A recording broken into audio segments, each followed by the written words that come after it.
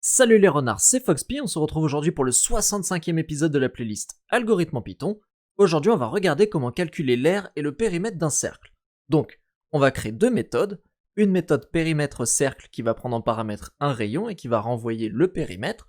Pour ça on va effectuer le calcul 2 fois pi fois rayon, et une méthode r cercle qui va prendre en paramètre le rayon du cercle et qui va renvoyer pi fois rayon au carré. Donc ce sont les formules pour calculer à la fois le périmètre d'un cercle et l'aire d'un cercle. Alors, regardons ça. Je vais définir ma méthode périmètre cercle qui va prendre en paramètre le rayon d'un cercle ici, et je vais tout simplement renvoyer directement 2 fois pi fois le rayon. Alors ici, il va y avoir un petit problème, c'est que pi, il n'est pas connu. Nous, on le connaît, mais là, Python ne le connaît pas. Pour ça, on va l'importer de la bibliothèque math, from math, import, pi. Cette ligne veut dire que depuis la bibliothèque math, on va importer la variable pi étant égale à la valeur que l'on connaît, 3, 14, 15, etc., etc. Donc maintenant, notre méthode périmètre, elle est terminée, on peut regarder du côté de l'aire du cercle. Je définis R cercle qui prend en paramètre un rayon, et cette méthode va renvoyer pi fois le rayon au carré. Cette écriture avec la double étoile permet de mettre une variable au carré.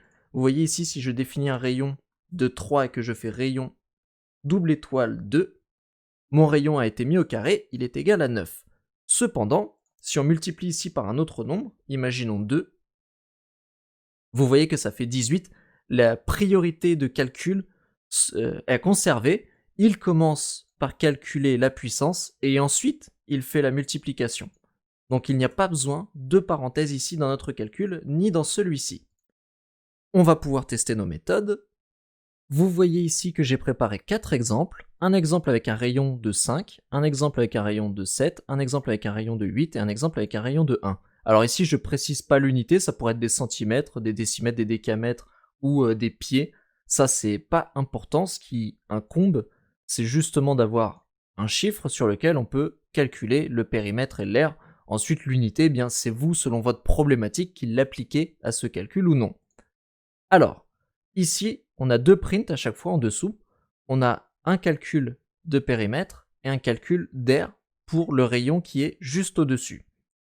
Donc là, vous avez le calcul du périmètre pour un rayon de 5, le calcul du périmètre pour une aire de 5, ici le calcul du périmètre pour un rayon de 7, le calcul d'une aire pour un rayon de 7, etc., etc.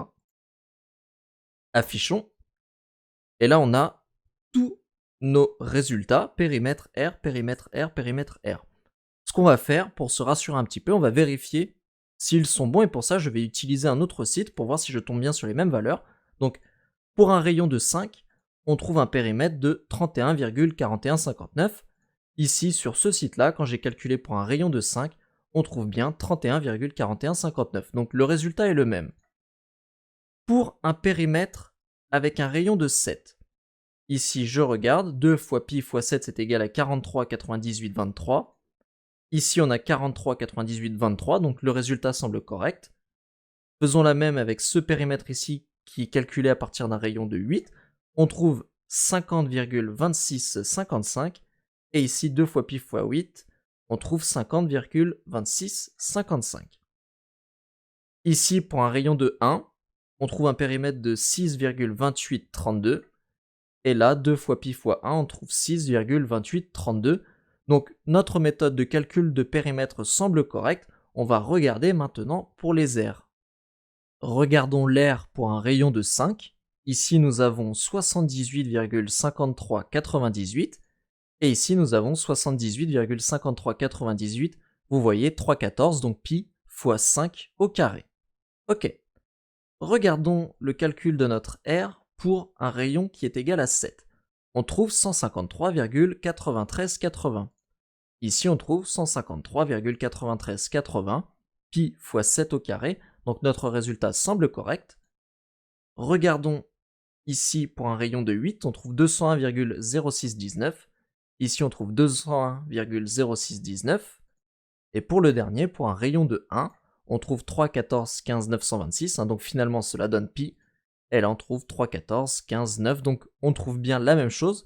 Notre méthode pour calculer l'aire d'un cercle semble également correcte.